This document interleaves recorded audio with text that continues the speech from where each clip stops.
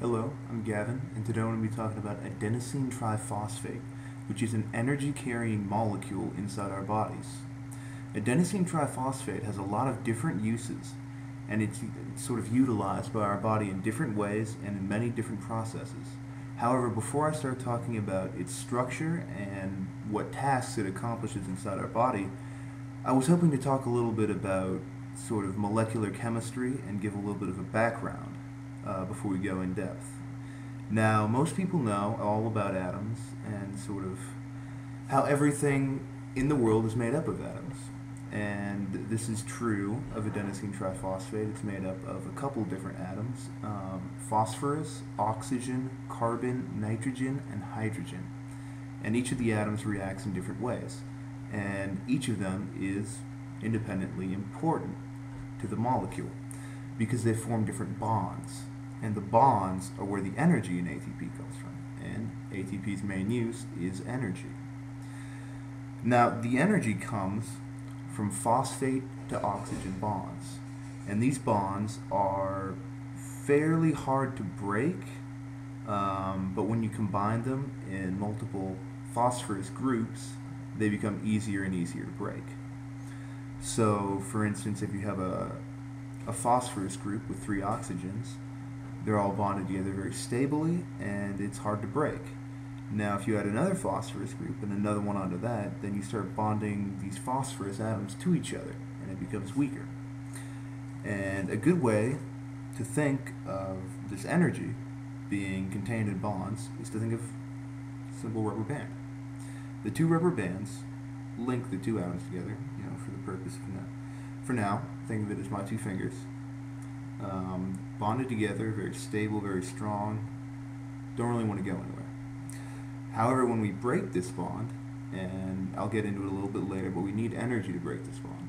When we do break it, we get all the energy tied up here to accomplish a task, be it creating a new molecule or powering a protein, whatever. So now that you sort of understand that energy comes from the bonds in a molecule, I'd like to show you a model of ATP and sort of show you where the energy comes from in ATP. Now here we go.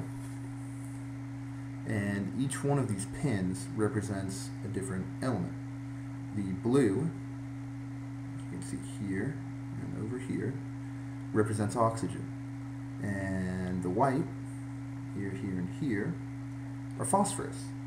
The yellow, which are not very important for the time being, they're carbon. They just sort of hang around. But it is important because it sort of holds it all together.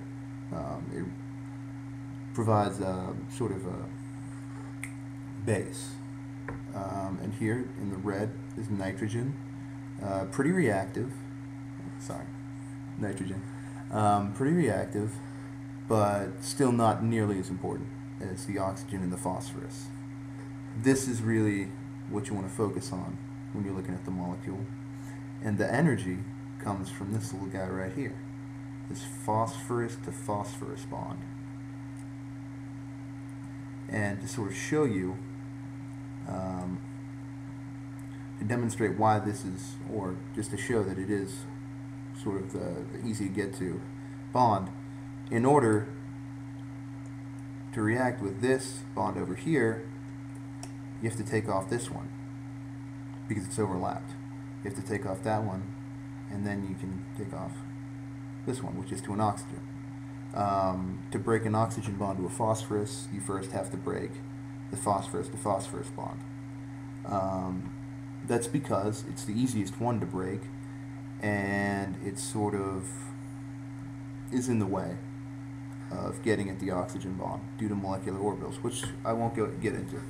One of the uses for ATP is to power myosin, which is a protein inside your body that's responsible for muscle movement.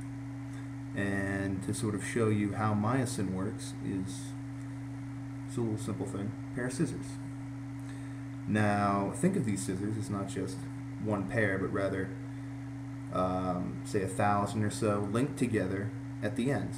And when you contract your muscles, this protein myosin closes and brings itself together. So, you start out with your arm relaxed, like the pair of scissors, and as you bring it up and back, there we go. So, in order to accomplish this, you need energy. And where does that energy come from? ATP. Now, let's get our ATP back, and let's break this front phosphorus bond. Get our little rubber band, and then we use this to have a conformational change in our myosin. So this comes over and pulls it together.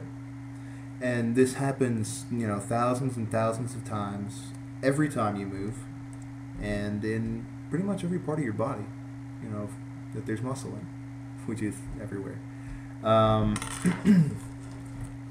Another use for ATP is in breaking bonds, which is also important because that's how you create ATP, is you take energy from stronger bonds and you use that to sort of recharge ATP by adding phosphorus groups. You can think of this as sort of stronger bonds being thicker rubber bands, and so they contain more energy. However, to get them off these little thumbtacks that we have, to get them off the atoms, you have to have a little bit of energy go into it. So, in a way, ATP really creates itself, because one ATP will come in and it will use one of its bonds to break a stronger bond, say between an amine group or something, a nitrogen bonded to another nitrogen, and that will give you power. And with all the power and the heat that's released from that, you can sort of stack on more phosphate bonds.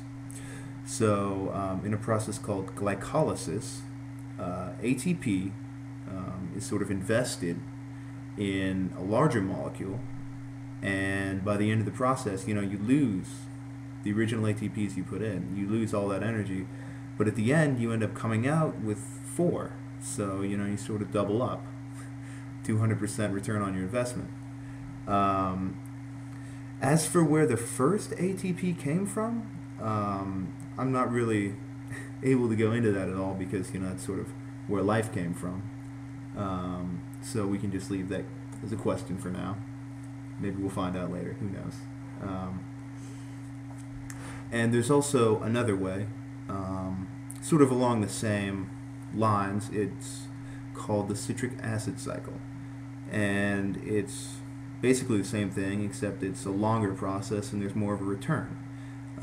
You take the products of glycolysis, which are 2 pyruvate molecules, and you pretty much go through and you chop them up, break all the bonds, and you get a whole lot of energy back, in the range of 36 to 38 ATP molecules are returned. Now that you know all about sort of where ATP comes from, what it does in your body, and how it uses energy, I hope that I've not only helped you learn a little bit more about it in general, but also through its process and how it reacts with, myosin and things like that, that it's really a crucial part of your body, not only in the metabolism, but also in muscle movement, and in a great deal of other chemical reactions that I didn't have time to go into, such as DNA synthesis.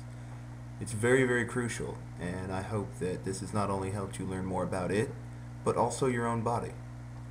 Please feel free to post any questions you have in the comments section, and that's all.